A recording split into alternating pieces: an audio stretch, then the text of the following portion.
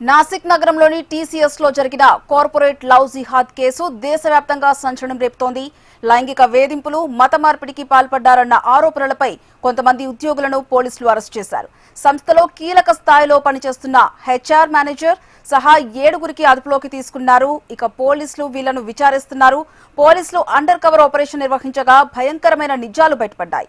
ఈ మొత్తం వ్యవహారం ఫిబ్రవరి నెలలో ఒక రాజకీయ పార్టీ కార్యకర్త ఇచ్చిన ఫిర్యాదుతో మొదలైంది. టీసీఎస్ లో పనిచేస్తున్న ఒక హిందూ యువతి రంజాన్ ఉపవాసాలు పాటిస్తోందని, ఆమె ప్రవర్తనలో మార్పులు వచ్చాయని పోలీసులకు ఫిర్యాదు అందింది. ఈ సమాచారంతో పోలీసులు రంగంలోకి దిగారు.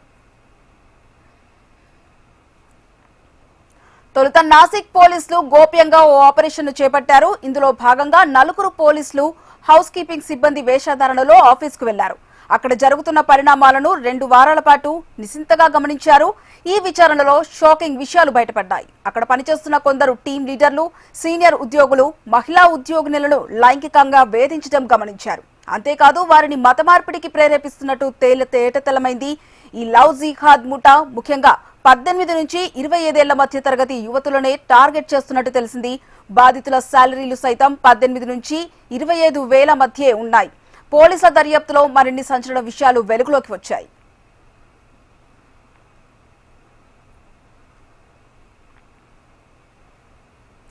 మలేషియాకు చెందిన ఇర్మాన్ అనే మత ప్రచారకుడికి పేరు బయటకు వచ్చింది.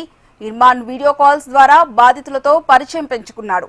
వాట్సాప్ చాట్స్ ద్వారా ఇందుకు సంబంధించిన ఆధారాలు లభించాయి. ఈ కేసులో ప్రధాన నిందితుడు డానిష్ షేక్ తనకు ఇంతకు ముందే వివాహం జరిగింది, తనకు పెళ్లైందనే విషయాన్ని దాచిపెట్టి ఒక యువతిని ప్రేమ పేరుతో లోబర్చుకున్నాడు. ఆపై ఆమెను ఇస్లాం వైపు మళ్లించినట్లు పోలీసులు గుర్తించారు. ఆ యువతిని రంజాన్ ఉపవాసాలు ఉండేలా, నమాజ్ చేసేలా ఒత్తిడి తెచ్చారని ప్రాథమిక విచారణలో వెల్లడైంది. అంతేకాదు నిందితుడి భార్య స్వయంగా బాధితురాలికి ఫోన్ చేసి డానిష్ కు 2 పిల్లలు ఉన్నారని చెప్పడంతో ఈ బంధం బయటపడింది. దీనిపై నమోదైన మొదటి ఎఫ్ఐఆర్ తర్వాత ఒక్కొక్కరిగా మహిళా ఉద్యోగినులు ధైర్యం చేసి ముందుకు వచ్చారు. తమపై జరుగుతున్న వేధింపుల గురించి పోలీసులకు ఫిర్యాదు చేశారు. ఇప్పటి వరకు లైంగిక వేధింపులు, మత మార్పిడి ప్రయత్నాలు, మతపరమైన మనోభావాలను దెబ్బతీసేందుకు సంబంధించి మొత్తం 9 ఎఫ్ఐఆర్లు నమోదయ్యాయి.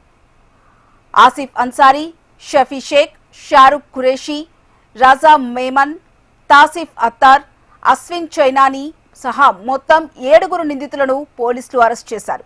అయితే హెచ్ఆర్ మేనేజర్ నిధా ఖాన్ మాత్రం ప్రస్తుతం పరారీలో ఉన్నట్టు ఆమె కోసం గాలింపు చర్యలు చేశారు. ఇది అత్యంత బాధాకరమైన విషయమని వ్యాఖ్యానించారు.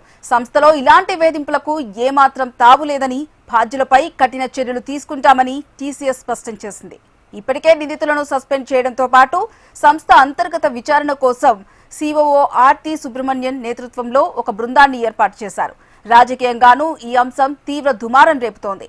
తెలంగాణ బీజేపీ నేత బండి సంజయ్ కుమార్ దీనిని కార్పొరేట్ జిహాద్ అని అభివర్ణించగా, మహారాష్ట్ర ముఖ్యమంత్రి గిరీష్ మహాజన్ బాధితులకు ఉద్యోగాల ఆశ చూపి వారిని ట్రాప్ చేసి బలవంతంగా గొడ్డు మాంసం తినిపించాలని సంచలన ఆరోపణలు చేశారు.